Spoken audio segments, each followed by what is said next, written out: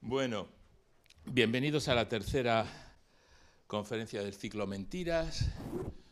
Tuvimos en las dos primeras sesiones a dos profesores de periodismo, a Iker Merchan, que nos habló de las inteligencias artificiales y cómo nos mienten, y a Terese Mendiguren, que nos habló de los retos que supone para el periodismo, digamos, la inteligencia artificial, ¿no?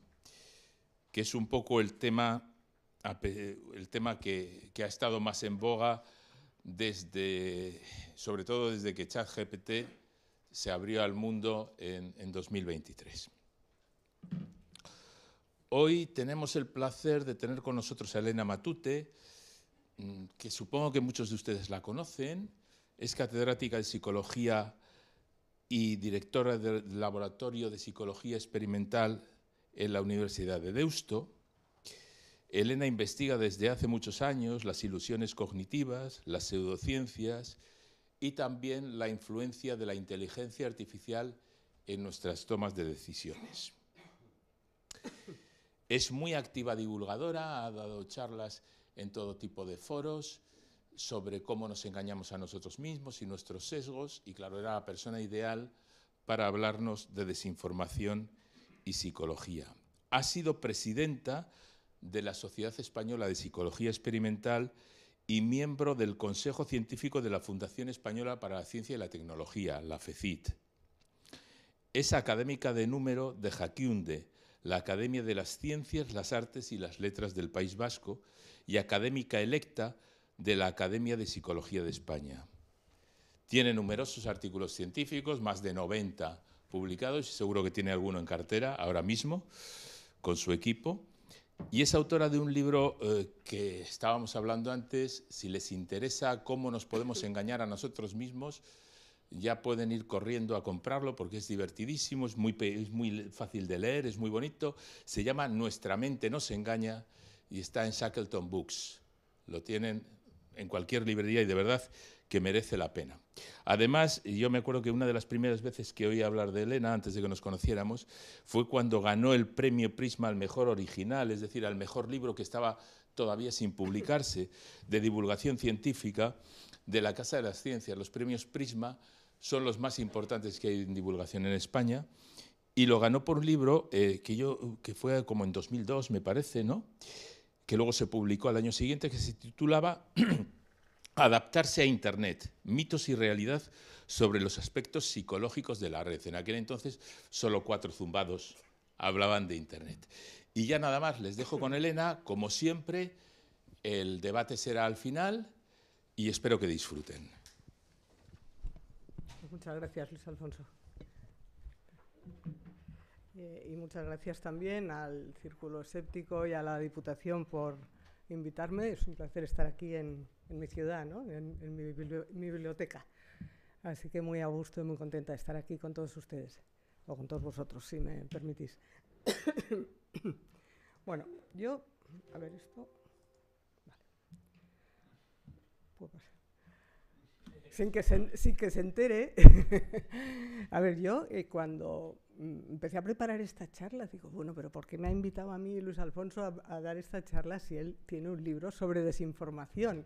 Lo que pasa es que él dice que es sobre lo paranormal. Además lo ha sacado hace muy poquito. Yo la verdad es que me ha encantado el libro. Es una goza, se lee solo. Son historias sueltas, si no lo tienen todavía. Historias sueltas que él dice que son sobre lo paranormal, pero son ejemplos fantásticos que a mí me han venido muy bien sobre desinformación.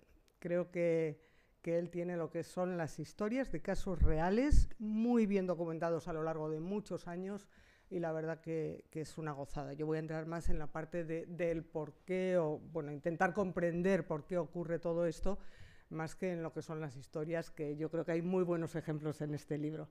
De hecho... A ver cómo va esto. Esto no va. La flecha no va. Espera, igual con el ratón y ya. Sí, ya me vale el ratón. Bueno, hay historias que yo, si me dejas, espero no hablar más de la cuenta sobre el libro, pero hay 4 cositas que quiero resaltar. Hay algunas historias que yo había oído desde que yo era pequeña y jamás me había planteado que pudieran tener un componente muy grande de noticia falsa, que es lo que me ha desvelado el libro. No quiero entrar más. Todos sabemos la historia esta de la invasión marciana en 1938 en Estados Unidos, un programa radiofónico que millones de personas se asustaron. Bueno, por lo que cuenta en el libro, la cosa no fue para tanto, estuvo muy, muy exagerado por los medios, si lo he entendido yo bien. Y este es uno de los aspectos que todavía hoy entiendo que cuando hablamos de desinformación tenemos que considerar ese papel de los medios, ¿no? Con el titular anzuelo, con poner aquello que va a vender bien y demás. Y bueno, por supuesto la historia de fondo es fantástica, este programa radiofónico, que no voy a contar aquí los detalles, pero que yo creo que todos lo hemos oído. Después, las historias estas de la guerra psíquica, que era una falsa noticia también, por lo menos inicialmente, pero luego acaba con la transmisión del pensamiento, que lo están estudiando en el Pentágono, lo están estudiando en el Kremlin, o sea, se pone como la guerra de toda esta transmisión del pensamiento, a ver quién lo consigue antes, ¿no? Otra historia que empieza con una falsa noticia. Me ha venido muy bien esto para sacar ejemplos de falsas noticias. Luego, los terraplanistas, todos estamos oyendo hablar, gente que no cree que la Tierra es redonda, ¿no? Una cosa que me ha gustado del libro es que cuando va analizando, al final resulta que son poquitos. Y sin embargo estamos hartos de oír de terraplanistas a todas horas. Entonces, esto es otro de los puntos que me gustaría resaltar a lo largo de la charla, que cuando queremos combatir noticias falsas, es importante que no seamos nosotros mismos los que les damos publicidad, porque el ejemplo este de la Tierra plana, que bueno, eran 4 gatos hace muy poco, el número va subiendo, siguen siendo pocos, pero le seguimos dando una publicidad tremenda. Entonces, yo, por ejemplo, ese tipo de cosas no me gusta ni hablar. Hoy lo estoy mencionando porque estoy dentro de este contexto, hemos venido a hablar de desinformación y creo que aquí se puede poner como ejemplo. Pero como ejemplo de lo que no hay que publicitar, retuitear, etcétera, etcétera, o no deberíamos. Otras cosas quizás sí, porque igual otras cosas hay que explicarlas para que la gente pueda entender, pero un caso como ese es demasiado claro que no. Y luego tiene un capítulo, como son todas historias sueltas, uno que se llama La madre de todas las conspiraciones, que aquí sí que tenemos, es terrorífico, que también se da ahora, tergiversación intencionada con fines de lucro en los medios. Es un auténtico fraude, que es uno de los motivos principales de la desinformación. No todo es gente que cree en fantasmas y ya está, sino medios que están aprovechando la situación. Bien, pero a ver si puedo ir para atrás. Vale. Ahí. Como el mismo Luis Alfonso dice aquí, él se está centrando en historias con un componente paranormal, aunque no siempre. Yo he dicho que es desinformación, pero al final, ¿qué relaciones hay entre lo paranormal, la desinformación, la pseudociencia? ¿Es todo lo mismo? ¿O lo metemos en el mismo saco? ¿Hay diferencias? Bueno, pues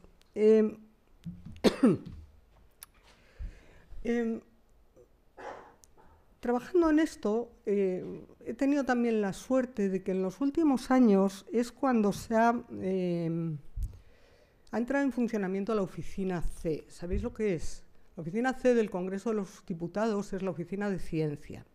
Es la oficina que ha entrado en funcionamiento, como digo, hace poco, en los 2 últimos años, para asesorar al Congreso de los Diputados en temas científicos.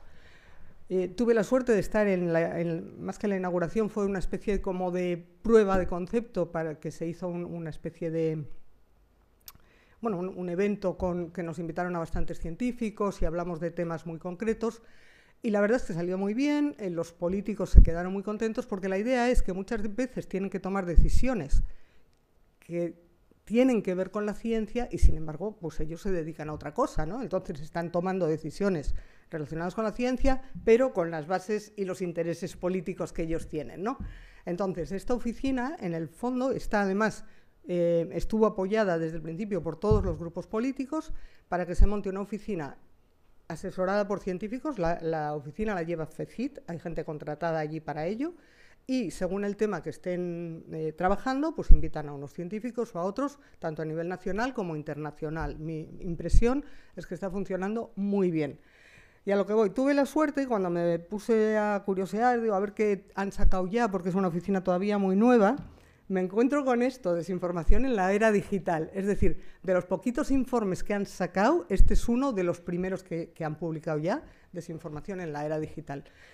Le han dado importancia, es un tema que es más importante de lo que nos creemos, estamos, venga a oír de desinformación y no nos damos cuenta. Y bueno, viendo este informe C de la oficina para asesorar a los políticos, creo que nos sirve, o por lo menos a mí me sirvió también, para centrar un poco el tema con una base de decir, a ver, no es lo que yo opine que es la desinformación, a diferencia de pseudociencias o tal, sino un poco el consenso, ¿no? en este momento de un tema que es científico, pero que a la vez tiene muchas ramificaciones políticas. Entonces, lo primero que dicen es, se trata de una cuestión de seguridad nacional que alcanza niveles críticos en situaciones de relevancia social, como crisis sanitarias, por ejemplo, conflictos bélicos o los procesos electorales. Claro, si alguien se pone a manipular todos estos procesos, y ya lo vimos durante la pandemia, que creo que en España tuvimos suerte que no estuvo demasiado manipulado, pero en el momento que empieza la desinformación, pues muere mucha gente, como puede morir mucha gente. Y en conflictos bélicos es lo primero que se intenta desde el exterior, el desestabilizar a la sociedad, mandar desinformación, hacer que la gente diga eso de es que yo ya no me creo nada, que creo que estamos ya hartos todos de decir es que yo ya no me creo nada. Bueno, pues eso es lo primero que intenta cualquiera que está intentando ahora desestabilizar Europa. El que lleguemos a decir es que yo ya no me creo nada. Da igual, o sea, no es una noticia puntual la que nos creemos y hace daño esa historia. Lo que hace daño es esa desinformación general, ese no saber qué es verdad, qué es mentira. Eso, que estamos siendo sometidos a eso y tiene pinta de que va a más. Entonces hay que tener mucho cuidado con eso. Vale, lo siguiente que dicen es, de acuerdo con la Comisión Europea, la desinformación se refiere a la información verificablemente falsa o engañosa que se crea, presenta y divulga con fines lucrativos o para engañar deliberadamente a la población y que puede causar un perjuicio público. De los que tenía Luis Alfonso en el libro, pues hay unos cuantos que son o con fines lucrativos o para engañar deliberadamente a la población, es decir, son claramente desinformación.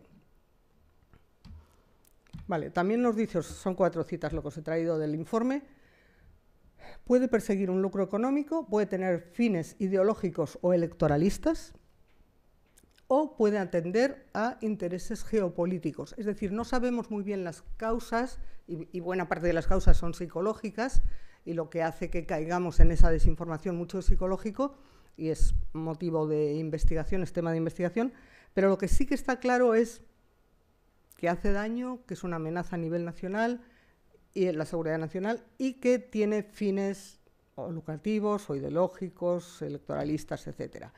Y la desinformación es parte del conjunto de acciones propias de las amenazas híbridas, mediante las que terceros países tratan de explotar las vulnerabilidades de la Unión Europea. Eso está cada vez más claro. Entonces, bueno, vamos a ver qué podemos aportar desde la psicología. Bueno, esto es un resumen de lo que os he contado, solo para que veáis que la propia oficina C muestra también los informes en formato así más gráfico, como más fácil de seguir, más amigable. Resumen de lo que os acabo de contar. Pero es que, claro, fijaros, en Estados Unidos, por ejemplo, en la época en la pandemia, los casos de muerte por COVID fueron mayores entre los republicanos que entre los demócratas. Es decir, llega un momento en que la desinformación puede matar personas, porque te crees una historia que es claramente falsa. Después, nos está pasando en este momento también, esto viene también en el informe de la oficina C, lo que pasa es que no se daba el detalle, pero otra de las cosas que viene es que todos estos problemas de desinformación que tenemos, que no son nuevos, o sea, en la Segunda Guerra Mundial estaba lleno de propaganda y desinformación, pero todo esto que tenemos en el mundo desde hace mucho tiempo, sí que de nuevo no tiene nada, a día de hoy está muy amplificado y se va a seguir amplificando por la inteligencia artificial. Sabemos ya, por ejemplo, que un modelo como GPT-3, que a día de hoy es ya viejo, desinforma mejor que los humanos, tiene mayor capacidad que los humanos para soltar noticias falsas y con componente emotivo para que nos las creamos, las comentemos, las hagamos públicas, las retuiteemos y demás. O sea, lo hace mejor que los humanos. Además, está volviéndose la inteligencia artificial más persuasiva que los humanos. No solo inventa historias con contenido más emocional y que vamos a retuitear, sino que además es más persuasiva en una discusión, cuando no tienes claro un argumento, que vuelvo al ejemplo de la Tierra plana, ¿no? Se puede volver más persuasivo. Entonces, tiene también un gran peligro por ahí de cara a las pseudociencias y demás, porque nunca sabes quién está detrás de esa inteligencia artificial, quién la ha programado y tampoco lo que ha ido aprendiendo cuando la han soltado al mundo, lo que ha aprendido de la sociedad, de la gente, etcétera, ¿no? Ni con qué objetivo la han programado, porque la gran mayoría de ellas no son de código abierto, por lo tanto la gran mayoría no podemos saber de esas inteligencias artificiales ni qué objetivos tienen, ni cómo han sido programados, ni qué han aprendido. Entonces nos estamos fiando muy ciegamente de estas máquinas. Entrando ya un poco más en los aspectos psicológicos, porque claro, una cosa es que estas máquinas, bueno, que la desinformación ha estado siempre así, siempre ha habido enemigos que han querido hacer daño a Europa o a la sociedad en la que estemos y han querido inventar historias, pero la pregunta es, bueno, ¿y por qué nos las creemos? ¿Por qué las compartimos con la gente? Bueno, pues vamos a entrar un poco en posibles aspectos psicológicos. Yo, los que me conocéis un poco, sabéis que llevo muchos años estudiando los sesgos cognitivos y aquí el número uno que deberíamos leer todos es Daniel Kahneman, que murió hace poco. Si hay un libro sobre los sesgos cognitivos que además fue premio Nobel, si hay un libro sobre los sesgos cognitivos que deberíamos leer es este, aunque es verdad que hay algunos de los experimentos que cuenta que a día de hoy han sido refutados, pero eso era imposible saber cuándo escribió el libro. Es un libro que detalla, hay muchísimos sesgos, los detalla muy bien. Luego yo, en mi libro, que lo ha comentado Luis Alfonso, pues voy un poco detrás del maestro, ¿no? Pero mi libro es mucho más sencillito y demás, mucho más breve también. Este libro nos da muchas ideas que no está él hablando de desinformación, pero que podemos aplicar muy claramente. El sesgo de confirmación, cómo tendemos a confirmar lo que ya creemos o lo que nos han contado. El sesgo de saltar a la conclusión, que con 4 datos, ¡bum!, salto a la conclusión y me molesto de hacer un razonamiento lógico entre los diferentes pasos que me han ido dando. La familiaridad es otro, bueno, que es muy útil. La familiaridad es esa sensación que tenemos cuando ya conocemos a alguien que nos podemos fiar de esa persona, ¿no? O de ese lugar, o de esa teoría, me da lo mismo. Eso es muy útil en condiciones normales, pero nos puede llevar también a errores y a sesgos y a problemas, porque claro, como sabemos que intuimos, y es cierto que de aquello que nos es familiar nos podemos fiar, claro, cuando una mentira la hemos oído ya 40.000 veces, acabamos fiándonos. O sea, es esa historia de que una mentira repetida 1000 veces acaba convirtiéndose en verdad. Y por eso tratan también los que hacen desinformación de tener muchos bots a día de hoy en Internet, muchos robots que están continuamente retuiteando las cosas para que ya de tanto verlas llega un momento que nos parece que es verdad. Luego hay otro sesgo también muy importante, hay muchísimos que se pueden aplicar, pero casi me he cogido como los más claros.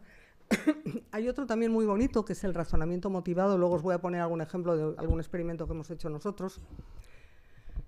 El razonamiento motivado es cuando, no solo salto a la conclusión, sino que de alguna manera sé a dónde quiero llegar. O sea, tengo unas motivaciones que me llevan a hacer un tipo de razonamiento que no es el más válido. Luego lo vamos a ver mejor con los experimentos que os voy a mostrar. Vale, entonces os voy a poner algunos ejemplos de cosas que se están viendo en la investigación en psicología. Fijaros, en este artículo, y esto tiene que ver con la pregunta que hacía al principio, de hasta qué punto tiene que ver lo paranormal, las pseudociencias, las conspiraciones, etcétera, ¿no? Con el libro de Luis Alfonso que tenía que ver con la desinformación. Vale, fijaros en este. Examinando la relación entre las teorías de la conspiración, las creencias paranormales, la aceptación de la pseudociencia. Los resultados de este estudio muestran una correlación entre moderada y fuerte entre estos tres aspectos psicológicos. De manera que las personas que tienen una gran tendencia hacia la pseudociencia también la tendrán hacia las teorías de la conspiración, hacia lo paranormal, etcétera. Es decir, hay un patrón que hay por debajo, y no es el único artículo, vamos a ver que hay bastantes, hay algo que define a estas personas. Este es un trabajo nuestro. Los individuos que creen en lo paranormal se exponen a información más sesgada y desarrollan más ilusiones causales en el laboratorio. ¿Qué quiere decir esto? Bueno, ilusión causal es algo que nosotros llevamos muchos años estudiando en laboratorio. Quiere decir, ilusión causal es cuando tenemos la ilusión de que una cosa es causa de otra y sin embargo no es verdad. Claro, eso en el día a día no podemos estudiarlo fácilmente, pero en laboratorio es muy fácil porque nosotros nos inventamos tareas que tienen que hacer por ordenador, donde, por ejemplo, una serie de pacientes ficticios y les decimos que el sujeto del experimento está viendo fichas médicas de pacientes ficticios, le decimos hay un medicamento que están tomando y unos se curan y otros no. Algunos lo toman, otros no, unos se curan y otros no. Entonces van viendo fichas médicas y el sujeto que está viendo esas fichas tiene que averiguar o concluir, decidir si hay relación causal entre el medicamento y la curación. Nosotros manipulamos esas fichas médicas de modo que se vea objetivamente que no hay ninguna relación. Es decir, se curan. Si se curan el 70% de los pacientes que han tomado el medicamento, también se curan el 70% de los que no lo han tomado. Es decir, ese medicamento es como agua. Vale, pues los sujetos que están viéndolo, sin embargo, suelen tener la sensación de que el medicamento funciona. ¿Por qué? Pues porque se curan bastantes pacientes, entonces da la sensación. Es algo muy humano, nos da la sensación de que funciona. Y si no nos ponemos a razonar más despacio y a ver qué pasa con los que no lo han tomado y demás, nos dejamos llevar y decimos, sí, está funcionando muy bien. Bueno, pues eso es lo que llamamos la ilusión causal y es un efecto que tenemos muy estudiado. En este trabajo, ¿qué es lo que vemos? Qué casualidad. Las personas tendentes a lo paranormal tienen más este tipo de ilusión causal, creen más que este medicamento, que es totalmente ficticio, que nos lo hemos inventado nosotros, está funcionando bien con esos pacientes ficticios. ¿De acuerdo? Y además se exponen a información más sesgada, se exponen a ver sobre todo aquellos pacientes a los que les está funcionando bien y que han tomado el medicamento, en vez de mirar qué pasa con los que no lo han tomado. Con lo cual es imposible que lleguen a tener un resultado, que se lleguen a dar cuenta de que no está funcionando. Este es otro trabajo más, que viene un poco a lo mismo. El tipo de pensamiento, el estilo de pensamiento, la susceptibilidad a la ilusión causal, predicen, en este caso, la capacidad de discriminar o detectar noticias falsas. Fijaros cómo estamos relacionando todo ello. Estamos relacionando la pseudociencia, la desinformación, la ilusión de causalidad, la susceptibilidad, el tipo de pensamiento, etcétera. Todo ello nos está llevando a poder predecir qué personas van a poder discriminar mejor o peor las noticias falsas. De todas formas, tengo que aclarar que es un tema que nos afecta a todos, ¿eh? Todos podemos caer y todos vamos a caer en noticias falsas en muchos momentos, solo que a algunas personas un poco más, pero a todos nos afecta. Este es un artículo que no está mirando falsas desinformación, es un artículo de Loftus, que es Elizabeth Loftus, es una de las pioneras del estudio de la memoria y los falsos recuerdos, es la pionera de los falsos recuerdos. Y aquí tiene un trabajo muy bonito que yo creo que se aplica muy bien a día de hoy con el tema de la desinformación. En este caso lo que hicieron, bueno, hicieron un estudio de recuerdos falsos con noticias que habían salido en la prensa. Entonces, muy gracioso, porque lo que hacen es manipulan algunas noticias, unas sí, otras no. Ya veis que de cada noticia hay dos imágenes, una es correcta, la otra está manipulada. Una apareció en la prensa, la otra es fake, es falsa.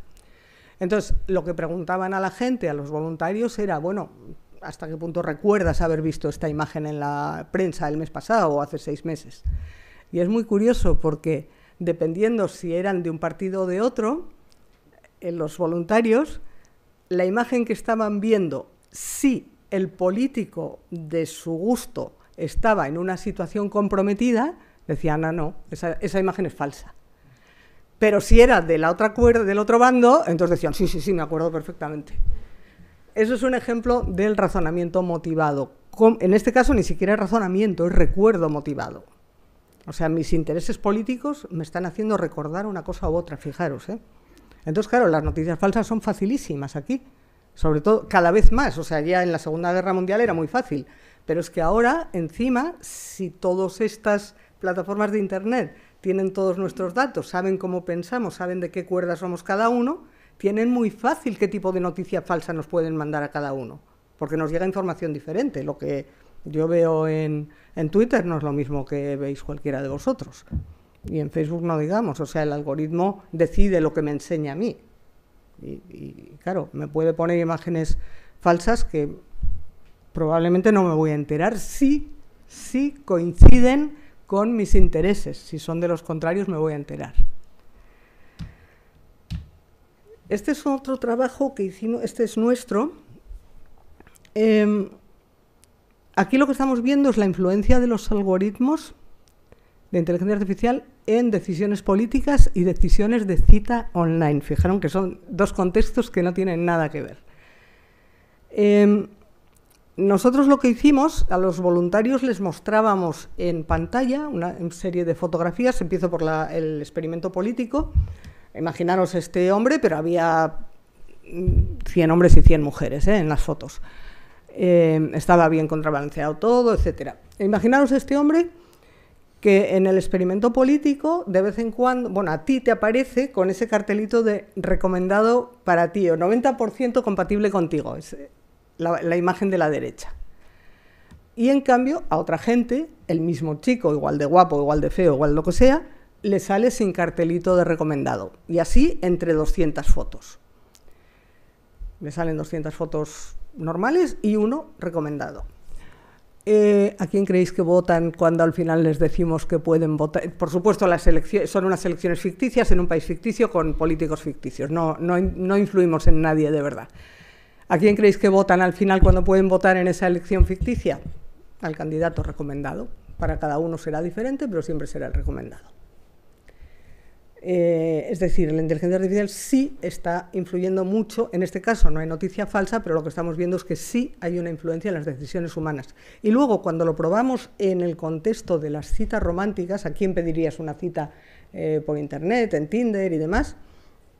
Claro, aquí cuando ponemos el cartelito de 90% compatible contigo, que es lo que nos venden también cuando vamos a comprar un libro en Amazon y estas cosas, ¿no? Pues recomendado para ti y esas cosas.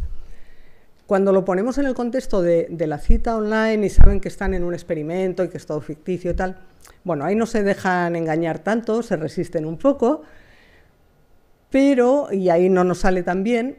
Pero entonces nosotros dijimos, bueno, vamos a ver, aquí es que es demasiado obvio, vamos a utilizar un sesgo, hay muchos sesgos cognitivos, los sesgos, no lo he dicho antes, pero son como errores del pensamiento, errores de razonamiento. Podemos usar cualquier otro sesgo, no tiene por qué ser este. Desde luego, si yo fuera la dueña de Tinder, podría usar cualquier otro. Entonces, lo que usamos en este caso es el sesgo de familiaridad, que os lo he mencionado antes. Cuando alguien o algo nos resulta familiar, nos vamos a fiar y nos va a gustar más que algo que no conocemos, ¿no? Entonces, en este segundo experimento, en contexto de citas, lo que hacemos es, en vez del cartelito de compatible contigo, simplemente de todas las fotos que les enseñamos, hay una que se repite varias veces. ¿A quién le piden la cita al final? A la persona que se había repetido varias veces. ¿Por qué? Porque resulta familiar. Y ya está. Y ya está. Para que veáis lo fácil que es influir en las personas desde un algoritmo de inteligencia artificial que en este caso nuestro ni siquiera era real, ya digo que es todo ficticio, pero la gente total ve el cartelito de la IA te recomienda tal, pues vale. O la IA te hace, antes de empezar, se me ha olvidado contarlo, antes de empezar la IA les hacía un test de personalidad y no sé cuántas cosas, que era todo ficticio. Pero bueno, era suficiente para darles la confianza y dejarse influir, sin más. O sea que eso nos está pasando en el día a día con medios bastante más potentes que los que nosotros usamos en este experimento. Bien, sigo con los aspectos psicológicos. Os quiero dar una muestra como variada de todos los aspectos que muchos, no todos, muchos de los aspectos que están teniendo influencia en la desinformación. Este es un artículo que yo creo que es importante, que se publicó en la revista Science. El hecho de que las noticias verdaderas y las noticias falsas circulan por Internet a distinta velocidad. Las noticias falsas circulan mucho más y mucho más rápido que las noticias verdaderas. Y eso es terrible. ¿Por qué ocurre? En principio, una de las grandes diferencias parece ser que las noticias falsas son más novedosas, con lo cual, en el momento que pillas un tuit que es novedoso, dices, esto lo tengo que compartir yo a la primera. No digo que sea la única causa, pero es una de ellas. Luego también suelen incluir un componente emocional, mientras que las noticias verdaderas, bueno, pues quizá hay una historia que ya te lleva a pensar que eso probablemente sea verdad. En general, la noticia falsa se comparte más y más rápido. Y, ojo, una cosa también es importante. Venga a decir, bueno, he dicho yo hace un momento, que a día de hoy la inteligencia artificial amplía muchísimo todos estos sesgos y hace que sean mucho peores, y que hay muchos robots en Internet haciendo retweets y fomentando todos estos movimientos.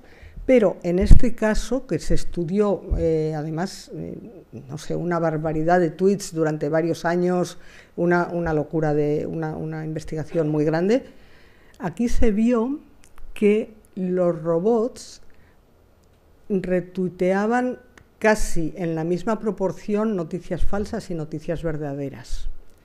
Éramos los humanos los que tirábamos más hacia las noticias falsas, que es bastante terrible. Con lo cual, a alguien que quiera hacer desinformación, que hay empresas dedicadas a eso y países dedicados a eso, pues se dedican, tienen muchos robots que hacen mucho ruido, que mandan las cosas, pero sobre todo necesitan enganchar humanos, que son los que más lo van a retuitear y los que más lo van a mover, sobre todo si es falso.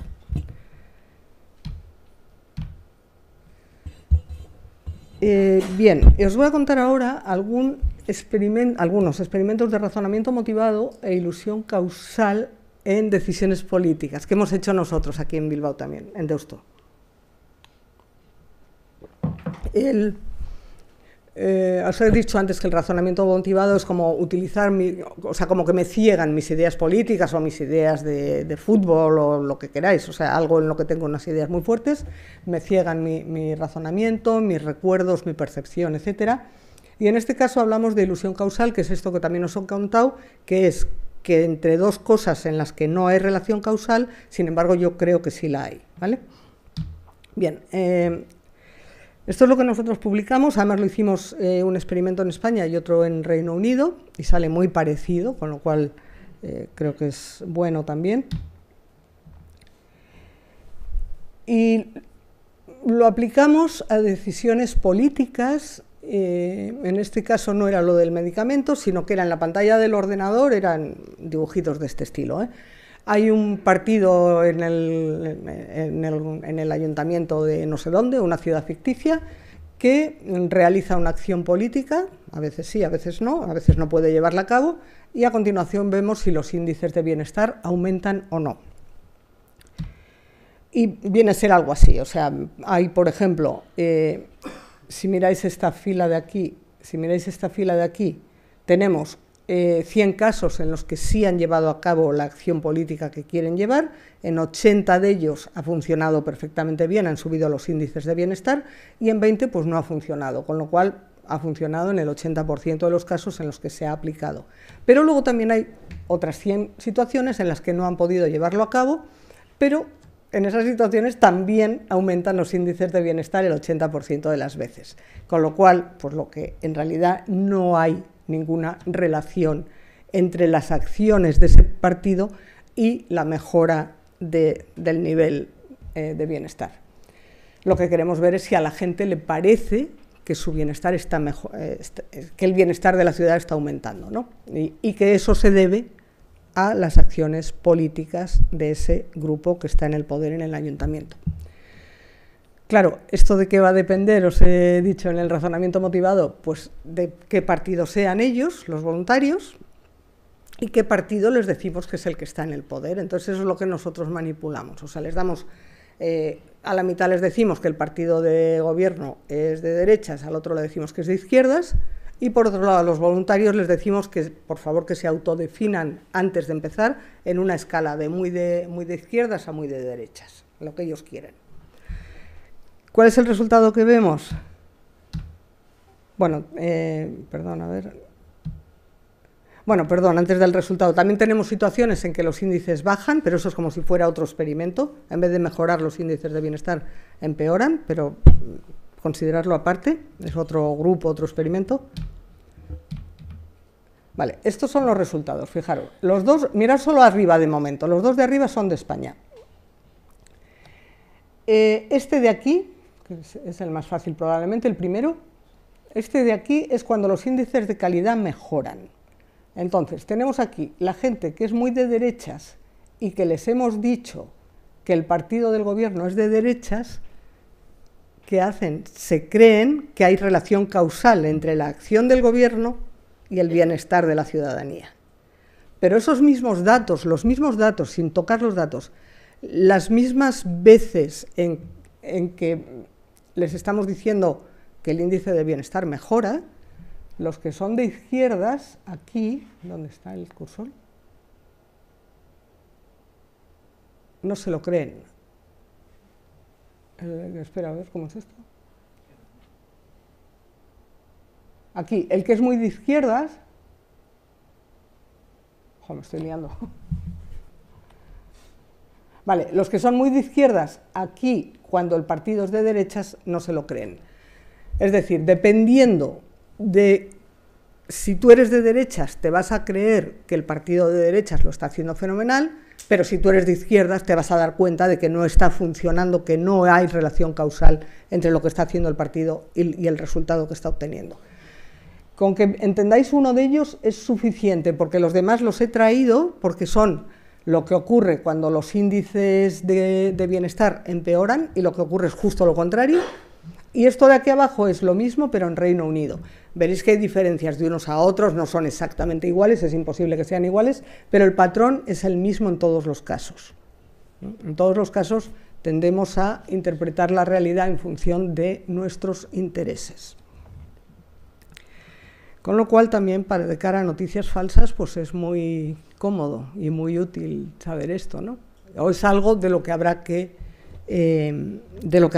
pelear o de tener cuidado si queremos protegernos contra noticias falsas. La gente se va a creer aquello que más le interesa desde su punto de vista.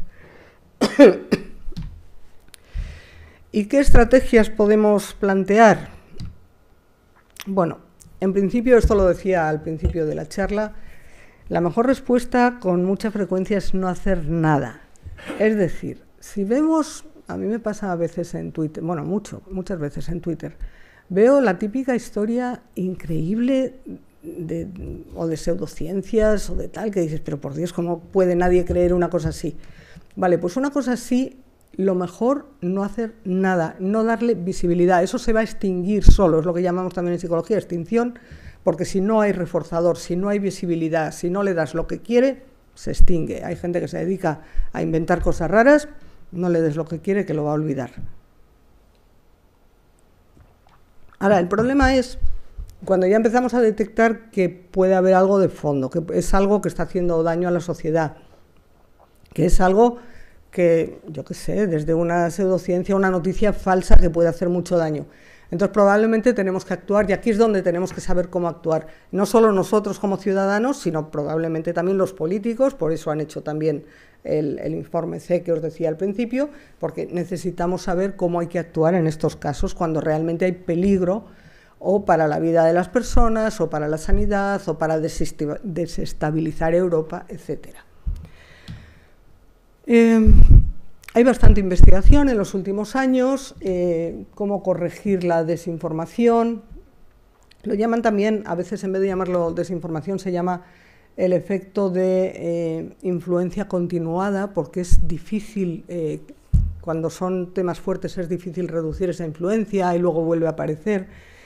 Pero bueno, sí hay cada vez más datos. Una de las cosas que sabemos es que puede haber un efecto rebote si no lo hacemos bien.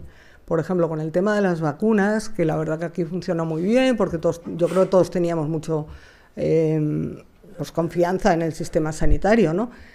Pero en otros países hubo mucho efecto rebote, les empezaban a hablar de lo buenas que eran las vacunas y entonces la gente se rebotaba y decía, va, seguro que es mentira porque no sé qué, no sé cuántos, y era todavía peor. Entonces todo eso hay que conocerlo para no caer en esos errores. El razonamiento motivado ya hemos visto que es otro de los grandes peligros. La familiaridad, esto es lo que os decía antes también, cuidado, porque es lo de la mentira repetida 1000 veces. Por ejemplo, en el caso de las vacunas también, bueno, en el caso de las vacunas y en montones de casos, estamos viendo que lo mejor es centrarse en los hechos que uno quiere comunicar. Es decir, si queremos comunicar que las vacunas salvan vidas, vamos a comunicar eso. Las vacunas salvan vidas, el dato, el hecho que queremos comunicar. No repitamos el bulo, no demos visibilidad al bulo, porque muchas veces, de manera con las mejores intenciones, pero muchas veces lo que se ha hecho es que las vacunas no causan no sé qué, no producen tal problema.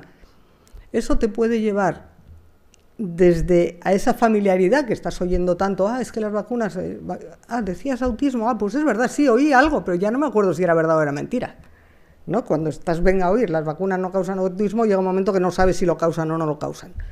Y luego, o sea, por ese tema, procurar evitarlo.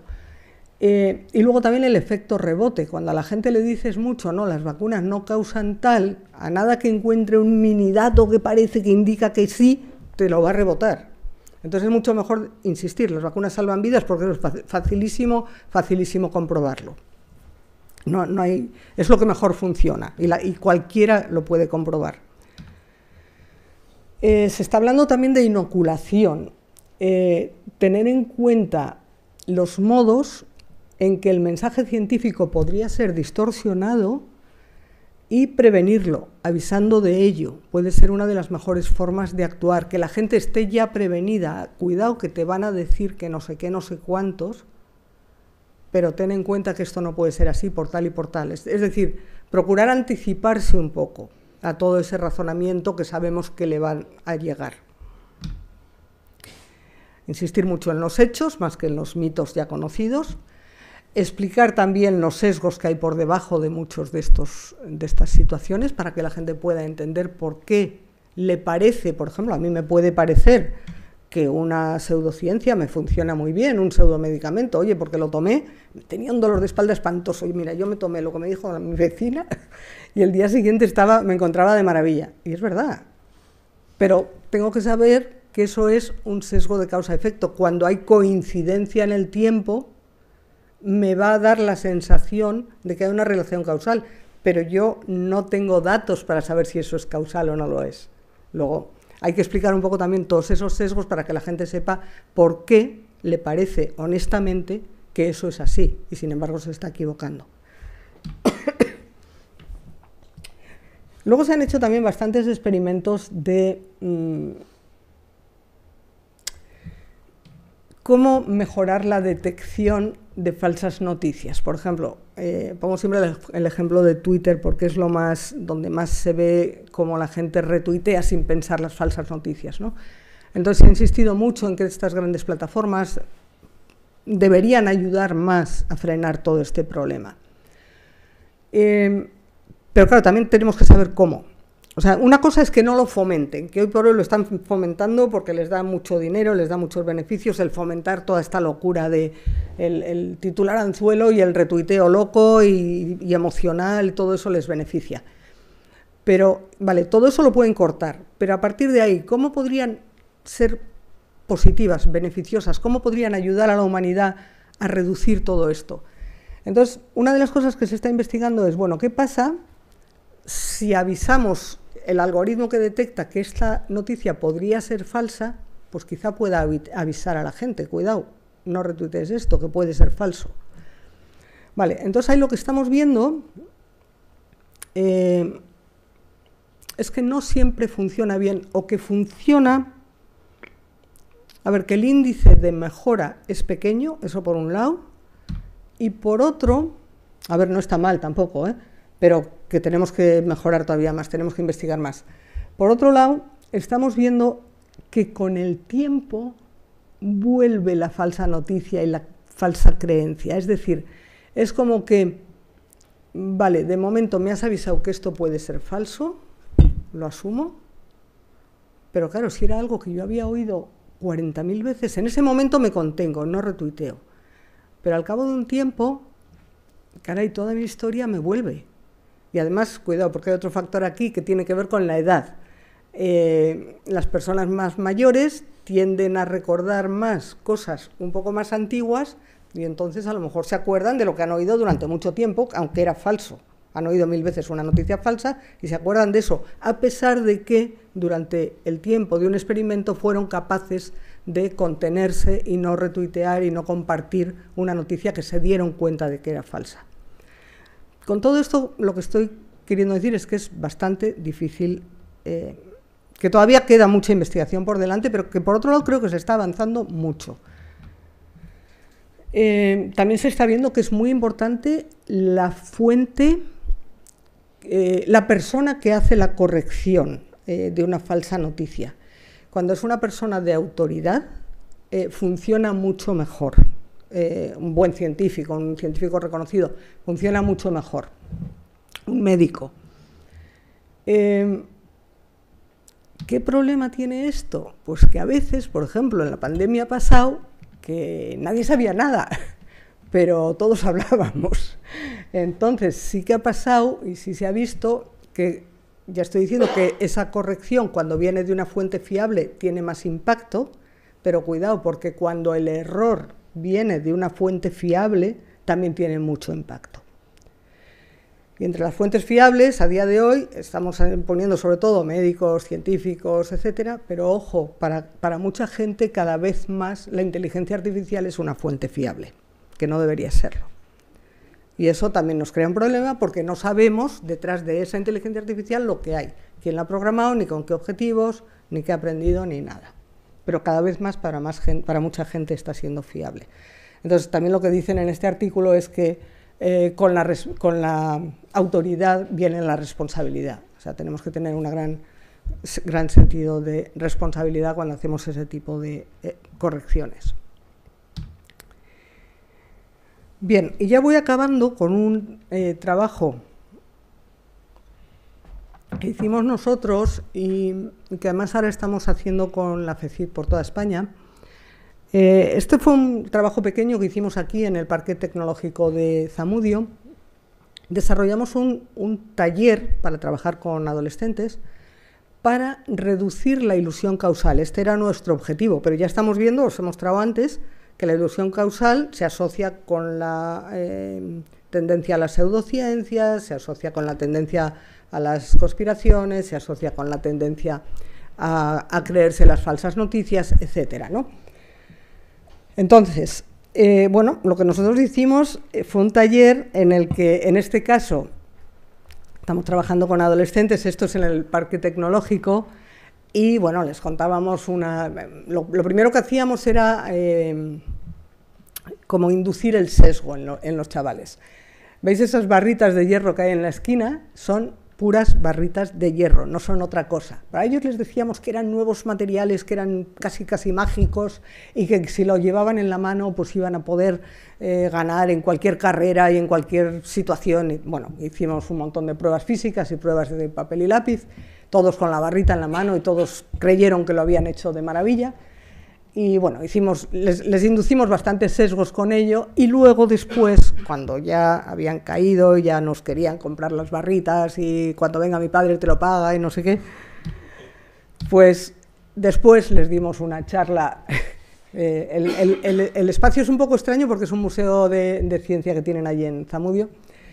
Les dimos una charla pequeñita sobre método científico, pero ahí estaban deseando escuchar y qué podían haber hecho para darse cuenta de que les estábamos engañando. Y les decíamos, es que tenéis que haber probado lo mismo, pero sin la barrita en la mano, y hubiera pasado exactamente lo mismo, ¿no? Y bueno, cositas de estas. Entonces, lo que vemos es que después de que les has inducido el sesgo, tienen como más interés en aprender a defenderse contra eso, y después, cuando les hacemos una medición, después de haber pasado por este taller, les hacemos una medición de lo que es la ilusión de causalidad, que ya os la he contado varias veces. Resulta que su ilusión de causalidad se reduce mucho en comparación con el grupo control, que era otro grupo como ellos, que no habían pasado por el taller cuando les hacemos la medición. A este otro grupo control, que desarrollan una ilusión de causa-efecto muy grande, les hacemos después el taller, pero ya por motivos éticos, ¿no? Como funciona muy bien, pues a ellos también se lo hacemos. Bueno, esto es la forma en que lo hacemos. Esto sería el juicio de causalidad del grupo de control, el que no ha pasado por el taller, y este sería el grupo experimental, que es el que sí ha pasado por el taller. Hay bastante diferencia en la ilusión de causa-efecto que desarrollan uno y otro, lo cual nos quedamos encantados. Hemos repetido después del experimento también con universitarios, bueno, variando cosas. Y lo último que hemos hecho ha sido una gozada, porque lo hemos hecho con la FECIT, la Fundación Española de Ciencia y Tecnología, y lo hemos hecho por toda España, dentro de un programa que tienen ellos que se llama Cazadores de Mitos, que además incluye nuestro taller y más cosas que hacen ellos, ¿no? Y la verdad que es una gozada, nos hemos quedado encantados, porque hicimos primero un pequeño piloto en Bilbao, Barcelona y Madrid, y funcionó muy bien. Nos pilló la pandemia, lo tuvimos que dejar muy parado, pero luego ya pudimos retomarlo, y lo hemos hecho en bastantes ciudades y bastantes pueblos por todas partes. El taller es básicamente muy parecido al que os acabo de contar, pero además con una ventaja, que es que luego, al cabo de 6 meses, hemos podido volver a medir a ver si había algún efecto duradero de todo esto que habíamos hecho, y efectivamente 6 meses después, todos los que habían pasado por el taller siguen teniendo menos ilusión de causa-efecto en una tarea diferente de la que habían hecho la primera vez, que es la primera vez que se demuestra que puede haber una reducción de este tipo de sesgos, y además duradera en el tiempo, por lo menos 6 meses es lo que tenemos. Y luego, si a eso sumamos todo lo que hacía FECIT, que les metían una serie de mitos, que tenían que cazarlos y demás, pues a mí me gustaría mucho saber dentro de un tiempo si todos estos chavales que han pasado por este programa, probablemente, yo quiero creer, y no sé si tendremos oportunidad de comprobarlo, espero que sean mejores detectando falsas noticias a día de hoy. Eso, ahí tenéis el sitio donde FECIT lo tiene publicado. Y nada más, muchas gracias.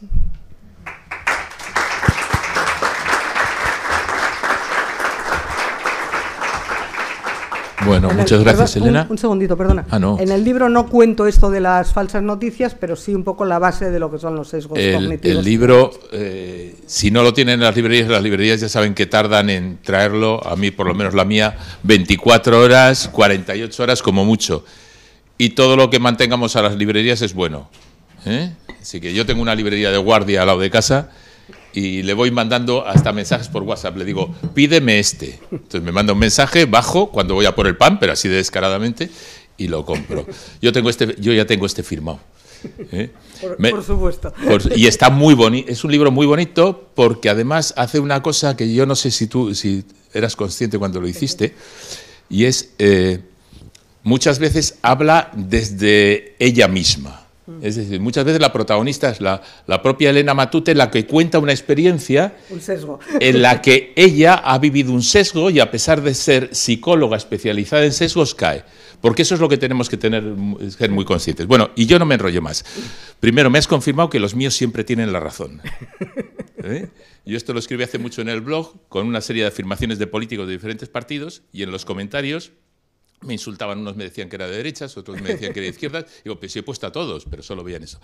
Y ahora ya ustedes tienen la palabra, levantan la mano, yo voy con el micrófono y preguntan lo que quieran. ¿No tienen nada que preguntar? ¿No tienen ningún sesgo? Bien. Sí. Bueno, no es eso, no es ni sesgos ni nada, ¿no? Pero claro, a lo largo de esta conferencia, ¿no? O sea, me asusta un poco realmente, ¿no? Pero no me asusta lo que hay.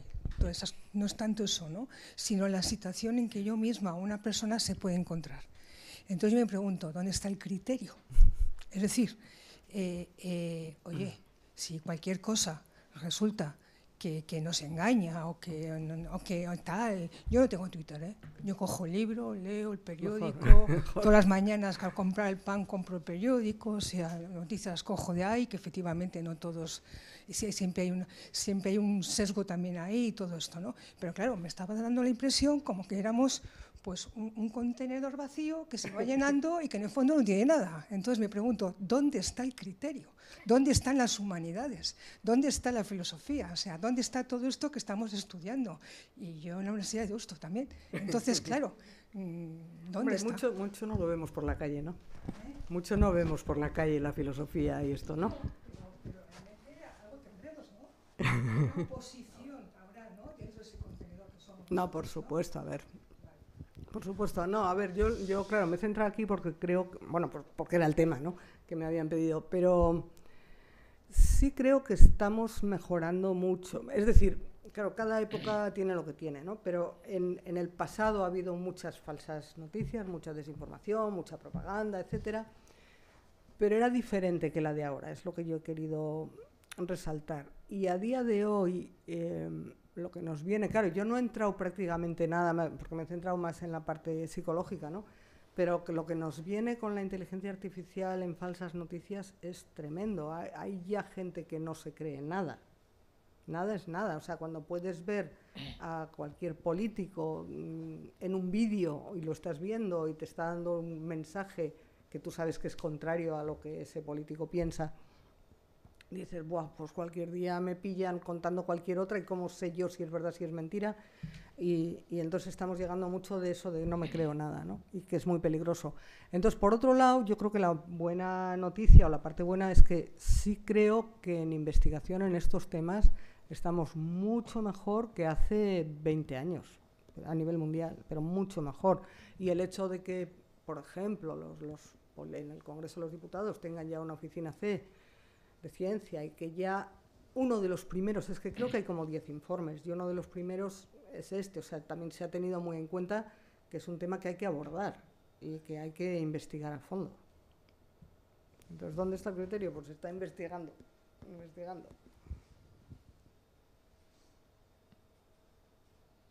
¿Nadie más?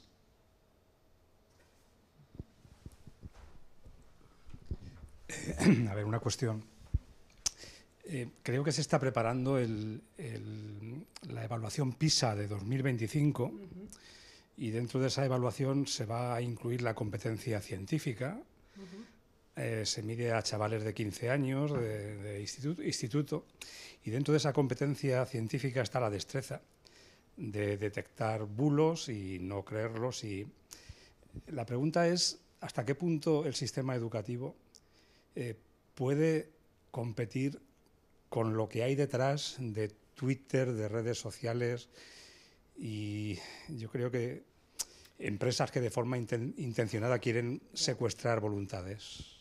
Sí, a ver, estamos dando al sistema educativo una responsabilidad enorme, pero, a ver, yo sí creo, no sé si está preparado el sistema educativo, pero sí me parece que es súper importante abordar estos temas desde la escuela.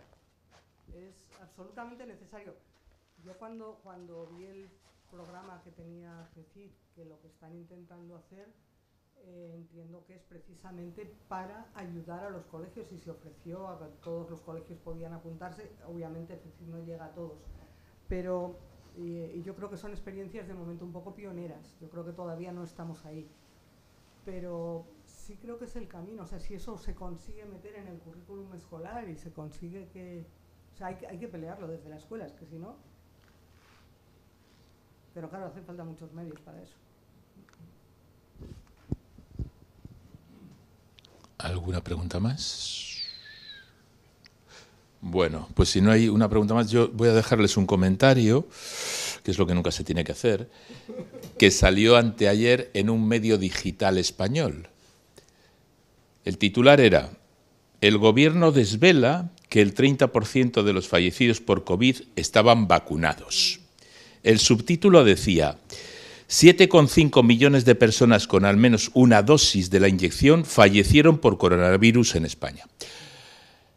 Vamos a ver, si hacemos lo de Kahneman y nos paramos a pensar, nos pueden engañar con el titular. Pero si un tercio de los muertos son 7,5 millones, eso quiere decir que 22 millones de españoles murieron por COVID y no nos hemos enterado. Ese es el tipo de bulos, porque luego la información estaba llena de desinformación. Y, evidentemente, los antivacunas lo retuitearon y era así. Y hay otra cosa que pasó. Publicaron un vídeo de Isabel Díaz Ayuso, que no se caracteriza por, digamos, grandes genialidades, diciendo una nueva barbaridad en México. Yo lo vi y digo, no puede haber dicho esto. Hay algo raro aquí. Y efectivamente era un bulo generado por IA, en lo que le ponían en boca de Isabel Díaz Ayuso una de sus... que podía haber sido una barbaridad de ella, pero era hasta demasiado bárbara. Y entonces la gente que no le aguantaba empezó a decir, esta tía que está diciendo... Y en realidad había sido alguien el que lo había puesto. Es decir, hay que andar con mucho cuidado y nunca sabemos. No es que no haya que creerse, es que el libro de tu admirado Kahneman igual es lo que tenemos que hacer, ¿no? Pensar despacio. Fíjate, me estaba haciendo gracia porque esta noticia que has traído, el gobierno desvela que el 30% de los fallecidos por COVID estaban vacunados con una dosis. Claro, la lectura que has hecho tú ha sido una, pero yo estaba haciendo otra inmediatamente, que es, eso quiere decir que el 70% no tenían ni siquiera una dosis. Claro. Y que ese 30% pero, una dosis, todavía no se había puesto la segunda, es decir, no me estás diciendo nada. No, pero y es que toda la información estaba sesgada de esa manera. ¿Se acuerdan ustedes de cuando empezó las vacunas y ya nos habían dado hasta la segunda dosis y decían, en urgencias de no sé qué hay gente vacunada? Hay, por ejemplo, 70 personas vacunadas y 70 personas no vacunadas, pero no decían que los 70 no vacunados eran de una población mucho menor. Entonces sesgaban todo, mientras había millones de personas vacunadas, había cientos de miles no vacunadas. Entonces, esa información luego era mucho más sutil en el texto. Y es el problema. Pero sí, yo también hice esa... Son los titulares con los que se queda la gente, pero poca gente leyó lo de 7,5 millones y lo relacionó con lo del 30%. Y dice, sí, bueno, eso quiere decir que automáticamente la mitad de las personas que estamos en esta sala habría caído. La mitad. Sí, yo no me había fijado en el... Que España, de ser un país de 48 millones de habitantes, se habría convertido en un país de 24 millones de habitantes. No habría el problema de la vivienda que hoy han dicho por ahí, ¿no?